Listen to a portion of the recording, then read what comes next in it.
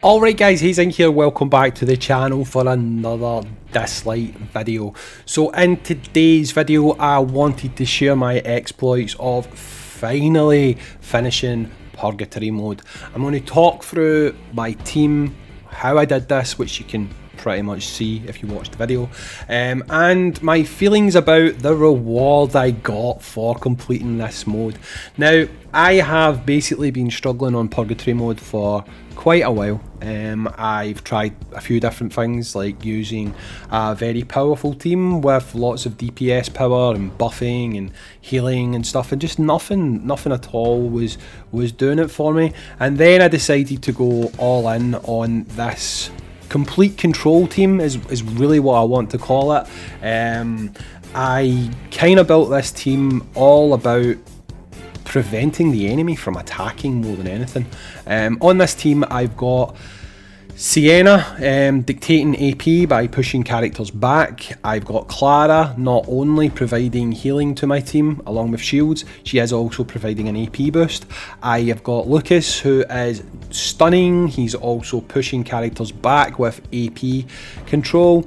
I have got the white twin, who is also providing AP pushback and stuns, and we've also got the red twin, who is providing speed down DPS power and also a bit of seer action. So if you watch this video you can see that all of this just comes together as a nice tight cohesive package, and I do manage to get the win during this run. Now I will warn you just now, this run is fairly lengthy. It did take about 15 minutes, and that is including the summon that I did afterwards.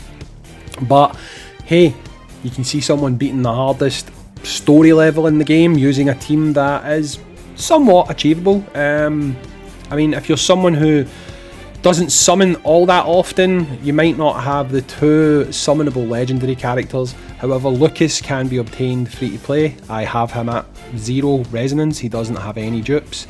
The two twins obviously are a little bit easier to come by because they are 4-star characters, but if you can take one thing away from this video, it would be that they are definitely worth investing in. They are really good units. They're going to help you out in things like story mode.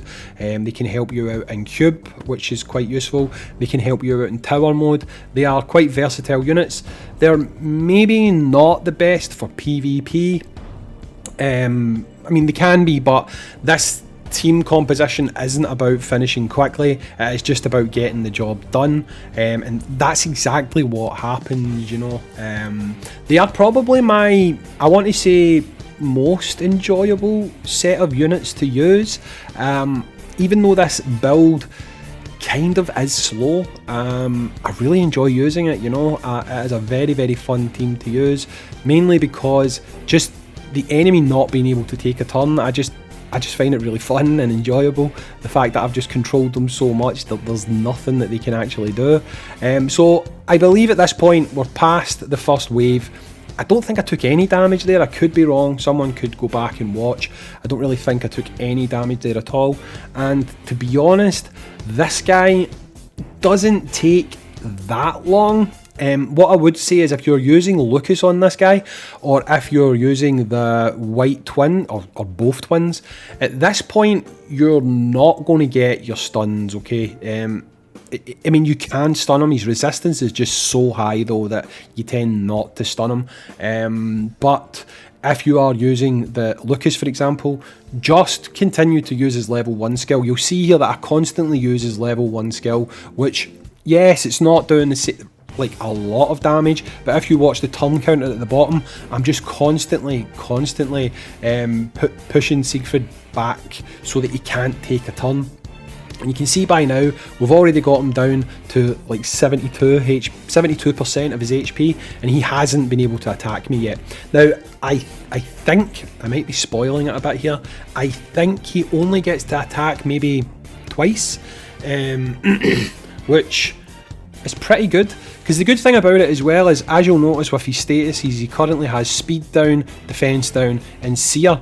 Now if I keep pushing him back, he's going to retain those debuffs, which means I'm going to continue to do I'm going to continue to do more and more damage without having to constantly reapply the buffs. So I think here he might get an attack. I can't remember. Yep, this is going to be his first attack. Now this one does hurt, not going to lie, this one does hurt me, okay? I don't think it kills, no it doesn't kill anyone, cool. It's just trying to remember this, I was doing it last night in my bed, so trying to remember exactly what happened is a little bit difficult. But as you can see, the team is still rocking on. You've got Clara providing heals, she's constantly topping people up. I just trivialised this, you know.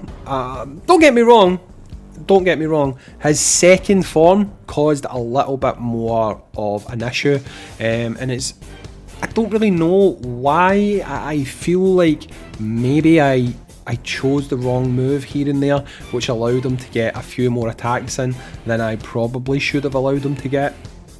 But we're just about to finish this wave. I think maybe in the next minute it should be finished. But as you can see, I'm not entirely sure who I would call the MVP in this battle, but I think it's probably Lucas, to be honest, because Lucas is just really putting in the work, you know. Lucas is constantly pushing this man back. He's stopping him getting any moves in. Yes, we have got other characters that are doing that, but I don't really think anyone is doing it to the extent of Lucas. Lucas is just the absolute champ in this battle. I believe I tried to stun him because I wasn't sure on wave 2 if his resistances changed or anything like that, but having done this guy on easy, normal and now, easy, hard and now purgatory, I've never been able to stun him. Okay, so I don't know if he is possible to stun. Like I say, I've never done it, so I'm going to run on the assumption that you can't stun him. But if someone knows, let me know in the comments down below, is he actually possible to stun? Because like I say, I've never successfully been able to stun this guy, so I really just focused on the AP pushback, and you can see there again, Lucas just pushes him back. The thing we need to get down here is speed down. Now I probably should have went for speed down there, that was my first mistake, because if he's got his speed down, the pushback you get from Lucas is a lot more. Now that was the first attack, and I think this kills the red twin. I think that's triggered at a certain damage threshold, because when I was looking at the turn order, I don't think Siegfried was due to go. So I do believe he's a bit like, I'm trying to think of the character, is it Fanfare, who if you do a certain amount of damage it just triggers the attack. So I think Siegfried is a little bit like that. So when you're getting close to damage thresholds, you might want to make sure that if you've got Clara or another healer, you might want to make sure that you're triggering your heals, so that you can be able to survive those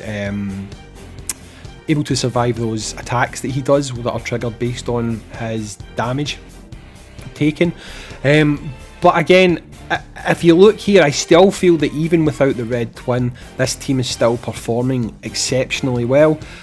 Again, my only downside here is if I had used the red twin at the right point that I mentioned and put speed down on this guy, this would have probably gone by a little bit faster, and then obviously as the red twin died, I lost the ability to put speed down on this guy, which made it a little bit more hard work than it had to be for me. Now, the reason I was pushing so hard at this is because I wanted to obviously beat all the content. I don't really want to make content on this game without having beaten most of the difficult content by myself. So all that's really left for me to do now is beat the final stage of Cube and also beat the second tower. I'm now going to move on to the second tower. I'm going to see how far this team can take me in that second tower. I think they'll go pretty far, to be honest. Maybe they'll do okay in the cube. I'm not entirely sure, but I'll certainly give it a go with them to see how they get on. But I really wanted to clear this one off because not only did I want to try this team out on more challenging content, I also wanted to get my hands on the reward at the end of the stage, which most of you will know is a Shimmer record, and I do use that Shimmer record on this video at the end, so you will actually be able to see the results of that pull. But let's just say the results on that pull weren't exactly what I wanted them to be. I won't spoil it for anyone, but if you've reached this point in the video and you've not tuned off because you're bored, then write in the comments down below, what do you think I pulled with my Shimmer record, okay? I will show you the results, I will show you the pull, but write down below in the comments what you think I managed to pull with my Shimmer record, okay? Now again, I did mention at the start of this video, this is a fairly long run. We've probably still got about another 4 minutes to go. If I had used the speed down with the red twin when I had the chance, I feel like we would have survived and I would be a little bit further along in this fight just now. So if there's one thing I learned from this battle, it is take your chances when you have them. So there's another example, by the way, of him proccing an attack. So I think it was maybe about 40%. So I think the first one maybe happens at 80%, then the next one happens at 40%, and I don't think he does it again. I honestly cannot remember, but I don't think he does it again, which is obviously good for us in this video, because I didn't really want to do it again, to be completely honest.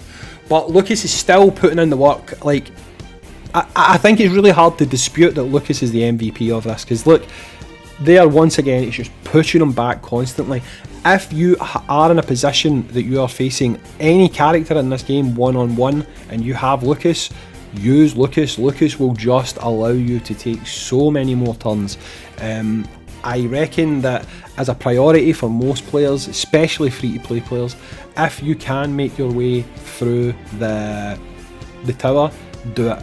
Do it. Get yourself a copy of Lucas ASAP, because the man will absolutely help you beat content that you maybe are struggling with at the moment. Not only that, he has got the chance to stun people, he's got the chance to AP push back entire teams. So if you've got a full party of 5 you're facing, he can push them back. So again, if you can push yourself on and manage to get through the tower mode, then it's definitely something that you should try to focus on. Now we are reaching towards the end of this battle. As far as I remember, I think Sienna dies. I could be wrong, but I think Sienna might die during this battle. But again, I don't really remember. I don't really remember. But I do know that I won it with only 2 characters remaining. So it wasn't the cleanest victory in the world. It definitely wasn't the cleanest victory in the world. And it definitely wasn't the fastest victory in the world. But it was still immensely satisfying. Because until I started using this build, I was stuck at Purgatory, I want to say stage 7. I couldn't make any progress at all. And then I switched to this team, and I swear I'm not lying here, I did not lose a single battle between changing to this team and completing this battle in Purgatory mode, like the final boss. So if you have the characters to build this team and you are struggling with content, it can definitely help you clear content. What I would do, however, is I would focus on making sure that your twins have got a half decent accuracy level on your substats. That way they are going to have a much higher likelihood of landing their speed down and their stuns and stuff like that. So if you have those characters, you might want to think about focusing on getting an accuracy, a good strong accuracy substat for them, because it will help you. This team can take you far, but again, I know it's quite specific. You have to summon Clara, you have to summon Sienna. I mean, I suppose technically maybe Melissa could work for you a little bit in place of Sienna. You're not going to have quite the same level of success with it, but again, it is a kind of it's doable. I mean, it's doable with Melissa. I just don't necessarily know if it's going to be quite as successful. So we are coming to the end now. I know if you've stuck about this long, I appreciate it. Maybe I didn't finish it with 2 characters. Maybe I did actually finish it with 3 characters. I guess we'll find out right about now. Nope, we lost Clara. It was Clara we lost. Oh my god. I must admit at this point I was slightly worried, but I knew having Lucas on the team I could continue to push him back. And obviously if Sienna got lucky with her pushback, we would keep in this fight. And as you can see, it's now at 2%. I think Sienna finishes it. And there's Sienna getting the kill shot. So that was Siegfried defeated on Purgatory mode. And like, well, yes, it didn't look that great towards the end. It wasn't that difficult. And then we got the glorious Shimmer record, and I finally got to do the Shimmer summon that I have been waiting for so long. And this is the reward for all my troubles fighting my way through Purgatory mode. We had a spin. We hoped it would be something good, but lo and behold, we get a blue Shimmer. And of all characters that I could pull, who do you think it was? That's right, it was Q. Anyway guys, I've been Hayzink, thanks for watching, I appreciate all the support on the channel, I'll catch you on the next one, peace.